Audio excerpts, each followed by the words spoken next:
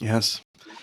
I realized also as I was, I'm going to now move myself from child to teenager to young adult, that somehow and somewhere that sense of play started to diminish. And I noticed in myself, like this fear of play, this like seriousness, this heaviness that started to kind of weigh down on me, especially when I started working for the first time. So I was working on Wall Street 40 hours a week, like suit on, tie. I started to get really just kind of this like heaviness. And I noticed that when I was even around like children, like I couldn't be around kids anymore because I didn't know, I felt like weird or awkward. I didn't know how to be with like young kids.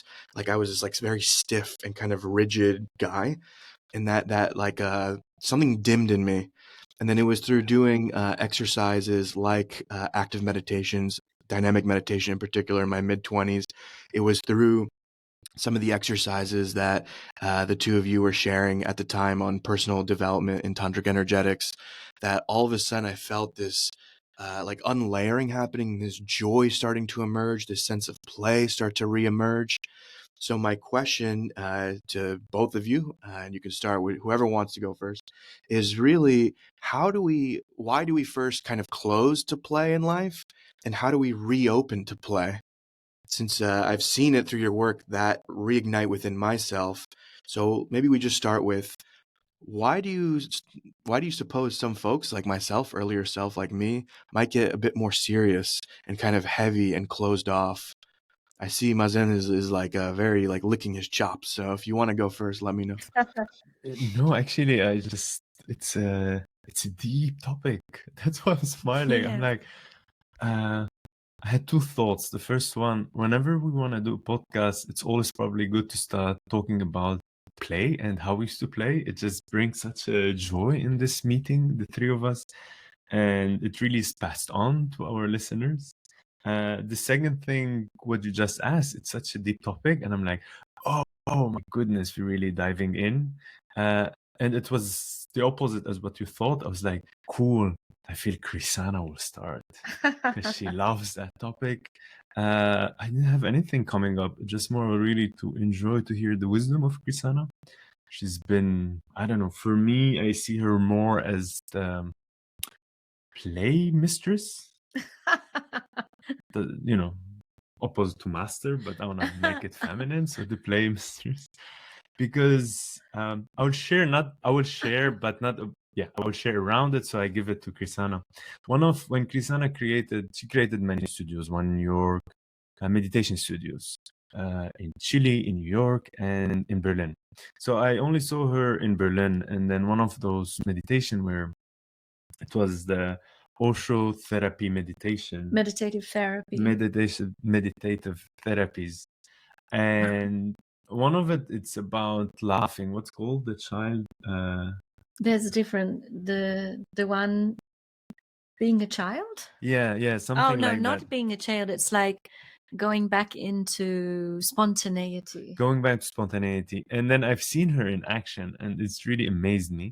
And later on, when we started to do the workshops and retreats for people, she always like, "Let us bring that," and I'm like, "Okay." And the moment we start, I can really see her. She really have access to that joyful, laughable.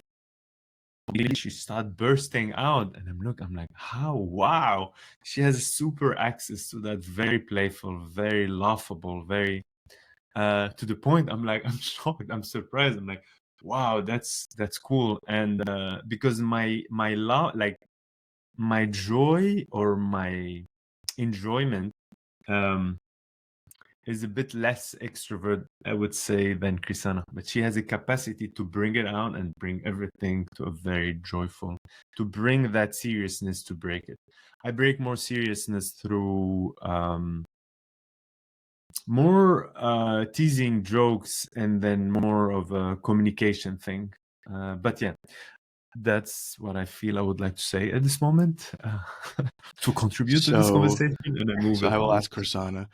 Two-part question. Part one is, why do you believe people might, like myself, might get a little bit more serious as they get older? And then how do you support people to tap that playfulness that we've been talking about? Mhm. Well, mind is very serious. Mind is always mind's like a computer and it's looking to solve problems. And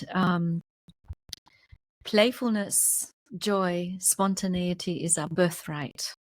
So we came into this world full of life, full of spontaneity, full of wonder. And it's part of conditioning through society, through school, through families, where we start to feel as a child, oh, I'm loved if I'm good, if I'm doing the right thing. So we start to close off from our innate wisdom, our innate qualities of spontaneity, of innocence, of wonder, of seeing life in a play. And to be in this spontaneity, to be in this moment to moment, to be in this oneness, joy, it's getting back into those qualities. So they're qualities that we all have and we've forgotten that we have them. So the meditative therapy that was created, it's really that I would share a lot. It was a 1-week process, and it was a process, Osho meditative therapy. And it was like being born again, really. That was the name. To nothing religious, but it's like coming back into those qualities. So we can